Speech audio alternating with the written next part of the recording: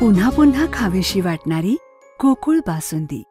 राधानगरी तालुक्यातील कोदवडे फाट्यावर बाळासाहेब पाटील यांच्या निसर्ग हॉटेल शेजारी सर्पमित्र कृष्णात पवार यांनी अजगर पकडले। सोमवारी सकाळी 11 वाजता बाळासाहेब पाटील यांना हॉटेल शेजारी साप असल्याचे दिसले। त्यांनी राशिवडे येथील सर्पमित्र कृष्णात पवार यांना याबाबतची माहिती दिली। तात्काळ सर्पमित्र कृष्णात पवार यांनी त्या ठिकाणी जाऊन 8 ते 10 फुटाचे अजगर पकडले। कृष्णात पवार यांनी पहिल्यांदाच अजगर पकडले आहे। राशिवडे परिसरामध्ये पहिल्यांदाच अजगर आढळून आल्यामुळे ते पाहण्यासाठी राशिवडे व परिसरातील नागरिकांनी गर्दी केली होती। ते अजगर वन विभागाच्या ताब्यात देण्यात आले आहे। आरके न्यूज प्रतिनिधी राशिवडे।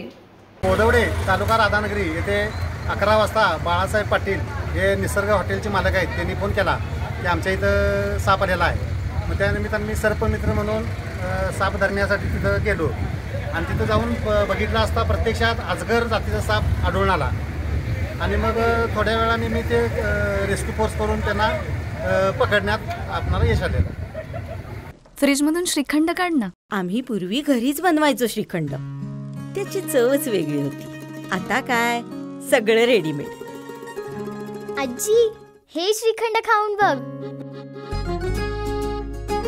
आज तुझ्या आईनं घरीच बनवलं की काय?